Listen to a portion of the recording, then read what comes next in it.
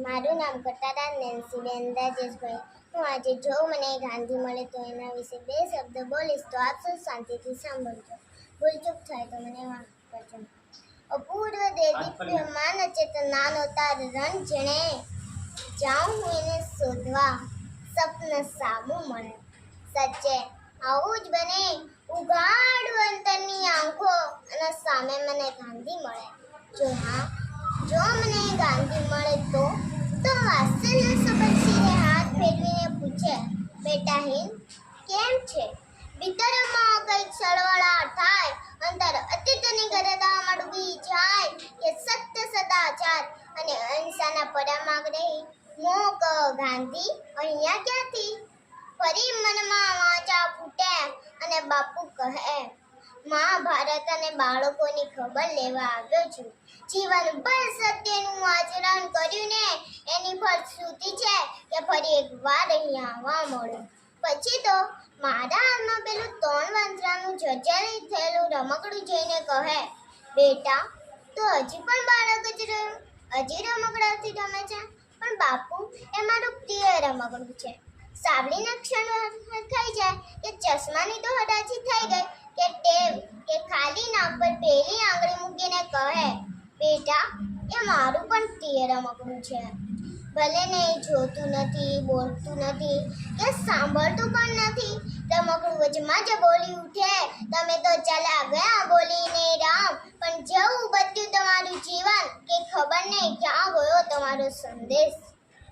ગુલામ માણસોની ટીકતા કે વિદેશી વસ્તુઓની વાયરાઓની જળ એવી તો ઊંડી ઉતરી ગઈ છે આ વર્ષોમાં કે સત્ય સદાચાર અને સ્વદેશ પ્રેમ માટે તો તમારે એકડો જ ઘૂંટાવો પડશે.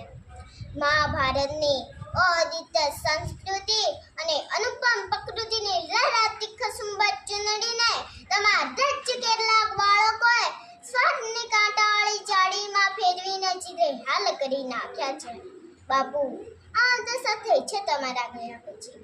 મારા પ્રિય રમકડા અને બાપુ વચ્ચેના સંવાદથી મને કદાચ મેઘાણી જ સમજાય અને બાપુ વતી કહેવાની ઈચ્છા થાય કે સત્તા નિયમો લીધા ધારા કરી ચુંગાલ, બોળા કંગાલ કાજ ફાંસલા ફસારે, ધનિકોમાં લાંદા મુક્તિ ગરીબોના લાડ રંગ સત્તાના ભક્ત આજ શોષક કરવારે.